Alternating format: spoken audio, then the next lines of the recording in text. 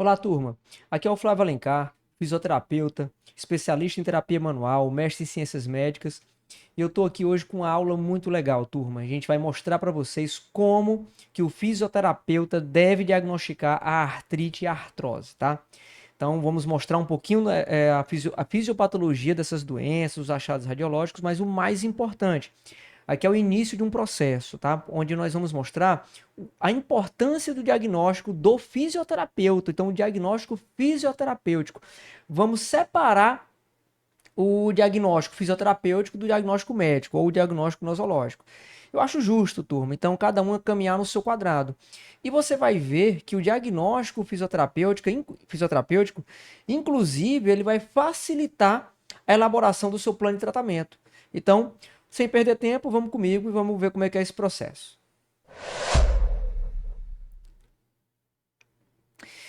Bom, pessoal, então eu vou mostrar aqui essas duas situações, tá?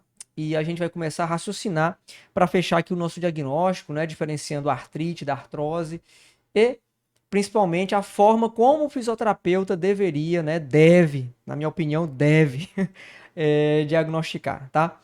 Então presta atenção aqui nessa animação, tá? Nesse primeiro vídeo. Então a gente está visualizando aqui, né? Ó, a mão, né? Os seus movimentos. Vai dar um foco aqui agora, tá?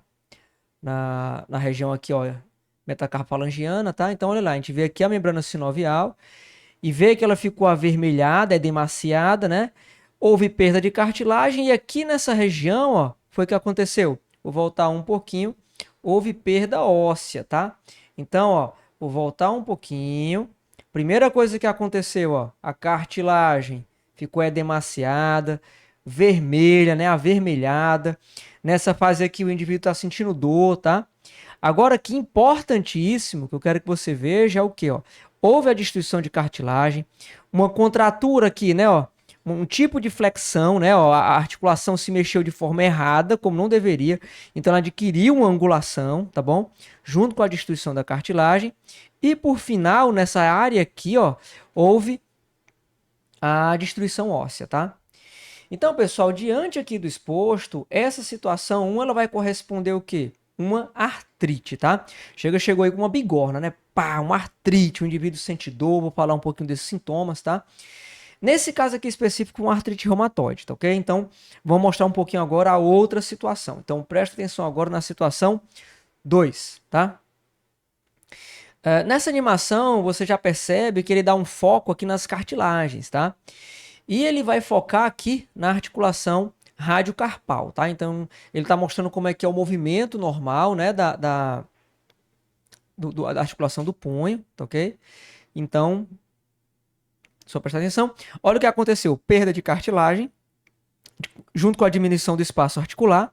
E por fim, ó, a cartilagem sendo destruída. E por fim, ó, o surgimento dos famosos osteófitos, né? Esses esporões que ele chama, tá?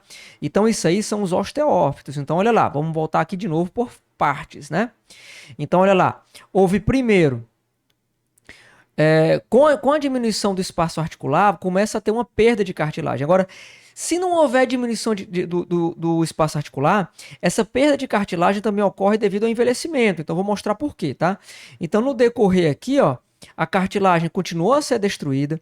Há uma exposição do osso subcondral, que é essa região aqui é o osso subcondral.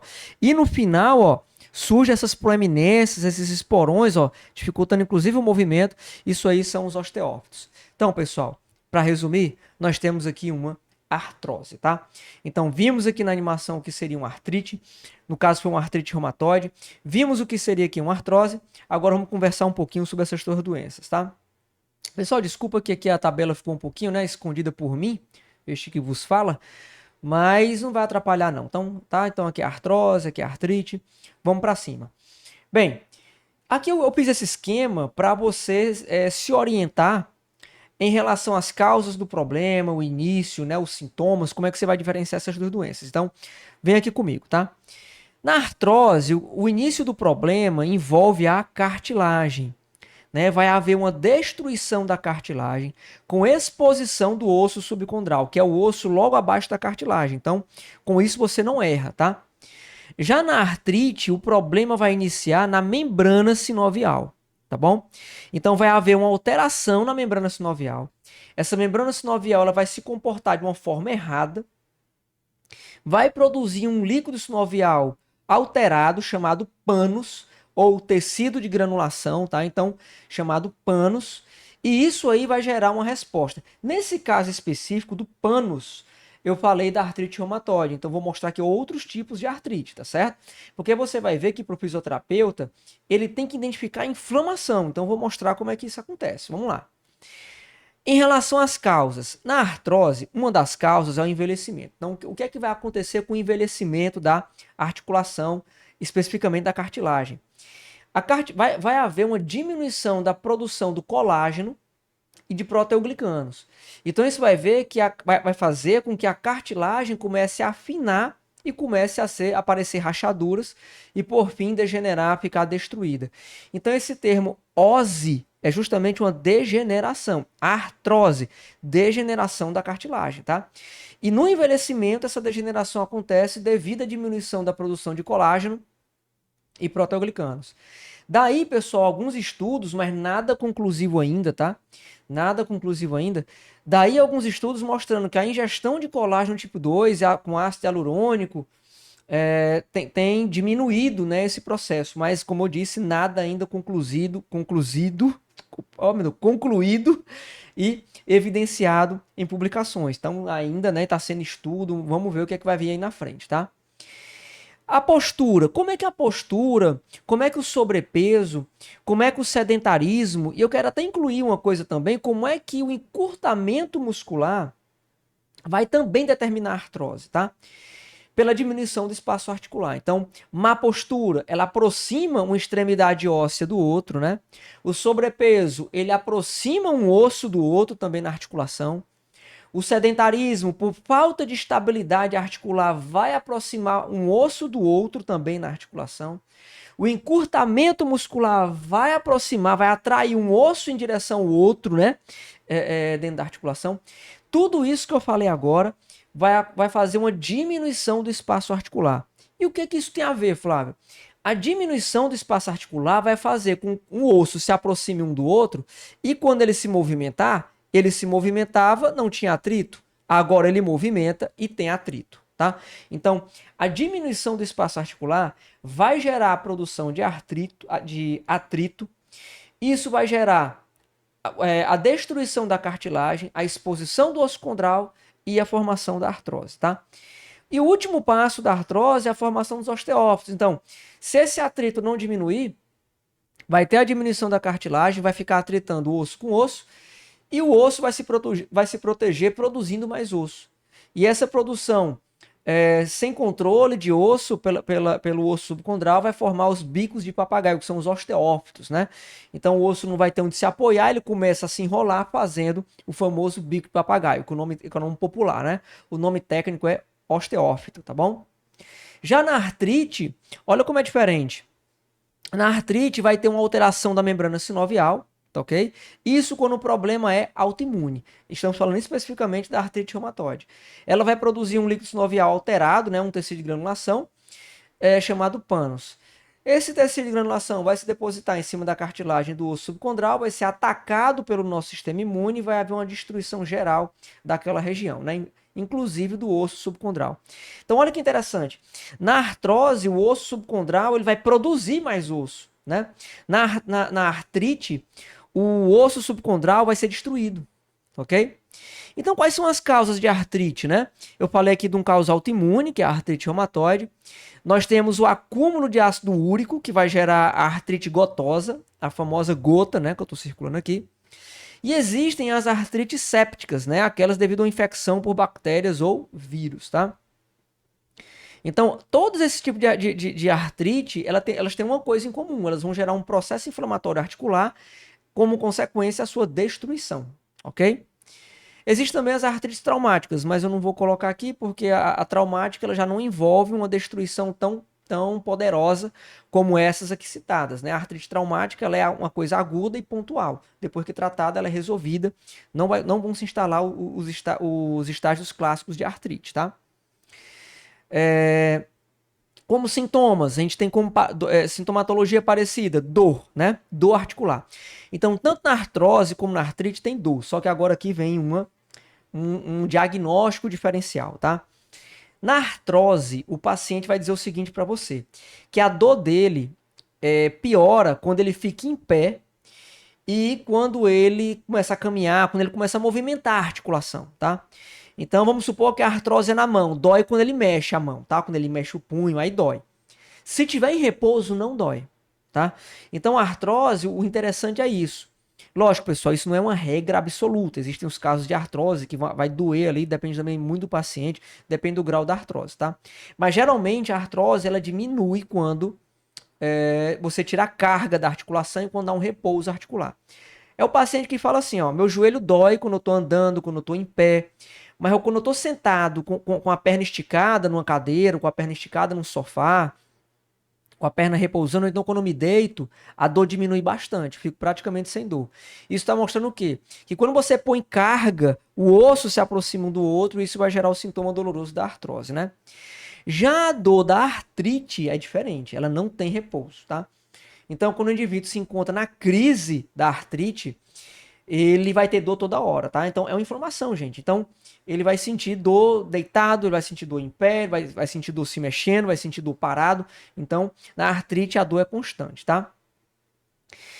Na artrose, vai ter uma diminuição da amplitude de movimento. Essa diminuição da amplitude de movimento está totalmente relacionada com a diminuição do espaço articular. Isso é biomecânica, isso é cinemática, tá?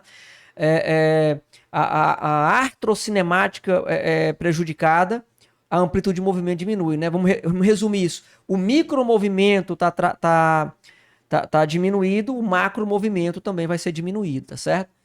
E também vai haver uma diminuição da força muscular, essa diminuição da força é pela dor, tá? Então é uma inibição por causa da dor, tá? Uma inibição antálgica, tá? Já na artrite vai ter um aumento da temperatura, isso é um diagnóstico diferencial, tá? É sinal de inflamação, vai ter edema, vai ter aumento da temperatura. Então, dor, rugor e rubor, né? São características da inflamação.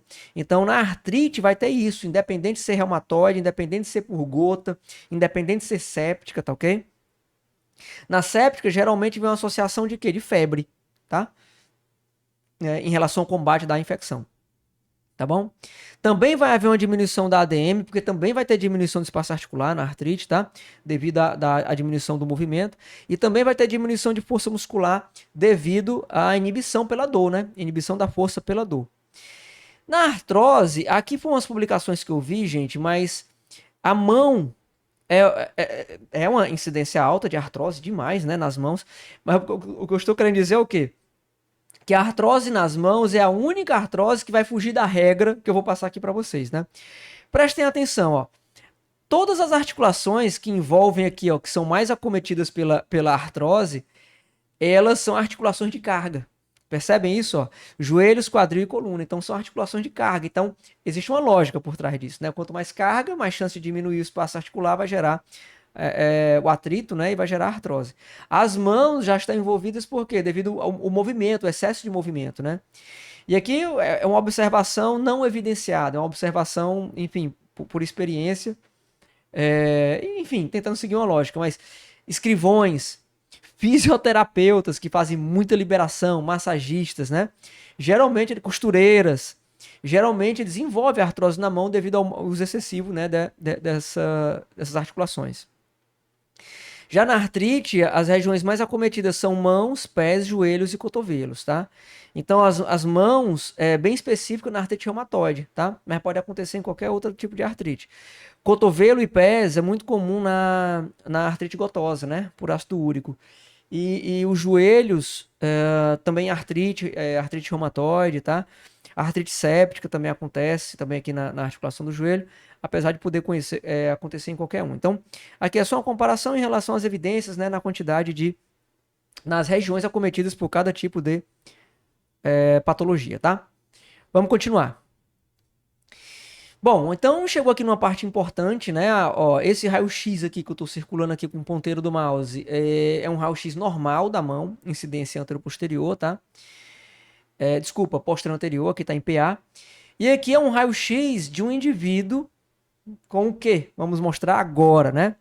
Eu tenho certeza que você está me entendendo, então você já deve estar fechando aqui o seu diagnóstico. Então, olha lá. Vamos focar nessa área aqui, tá? Ó, aqui é o segundo dedo, tá bom? Então, compara o segundo dedo da mão normal com o segundo dedo aqui do raio-x com a patologia, tá? Eu vou especificar aqui, ó, a falange distal com a falange média, tá? Então, olha aqui para articulação. Nós visualizamos aqui, ó, o espaço articular. E tá vendo uma linhazinha branca aqui, ó, que separa o corpo do osso, né, ó, com o espaço articular? Tem uma linhazinha branca, a gente chama aqui, isso é o osso subcondral, tá? Que é a cortical óssea, mas especificamente aqui ela é coberta por cartilagem, que não dá para ver no raio-x, que cartilagem é parte mole. Parte mole a gente visualiza só na ressonância e na tomografia. Raio-x a gente não visualiza. Então, mas a gente visualiza aqui com perfeição o osso subcondral, tá? Então nós temos aqui, ó, da falange, o osso subcondral aqui, ó, da falange proximal, o osso subcondral aqui da falange média, tá? O espaço articular, o formato articular normal. Olha para cá agora, pessoal. Então, ó, olha aqui, ó, vamos aqui para cima, né, quando eu tava mostrando. Então olha aqui, ó, falange distal, falange média. Cadê o espaço articular, pessoal? Apesar de não haver espaço articular, você vê que o osso, ele não está, digamos assim, emendado, né, fundido com o outro, né? Você vê o quê? Que houve uma diminuição do espaço articular. O osso subcondral, ó, ficou mais branco e mais grosso, tá? Se você comparar aqui, ó, essa região com essa, ó, você percebe isso, né, ó? Você vê a linha do espaço articular. Você vê que o osso subcondral está mais branco, ó, o nome disso é esclerose marginal. Tá? Então houve uma diminuição do espaço articular, houve esclerose marginal e a gente vê proeminências ósseas, como a gente vê aqui, ó. Aqui a gente não vê, né, ó. Aqui a gente vê uma pontinha óssea, isso aqui é osteófito. Então, gente, ó, diminuição do espaço articular, esclerose marginal e visualização dos osteófitos, gente, a gente está diante de uma artrose, tá? Então isso aqui é uma artrose. Só uma observação para você não confundir, ó. Aqui tem essa bolinha, tá bom? Aqui também tem uma bolinha. Ah, Flávio, mas essa bolinha aqui tá maior, não tem problema, é uma variação anatômica. O importante é você saber que essa bolinha aqui é um osso sesamoide, ó. Tem aqui como tem numa mão normal. Então isso aqui é normal, tá bom? Não é nenhum achado patológico. E bem aqui, só um bônus aí para vocês, nós temos uma artrose. Olha lá, ó. Olha como é que é a articulação do primeiro meta, né, com o trapézio aqui, ó. Articulação normal, tá bom? Já aqui, ó, praticamente não tem espaço articular. E você visualiza essa região bem branca aqui, ó, de esclerose marginal, espessamento do osso subcondral. Então aqui a gente tem uma artrose do primeiro meta. Essa artrose aqui, ó, é chamada de risartrose, tá?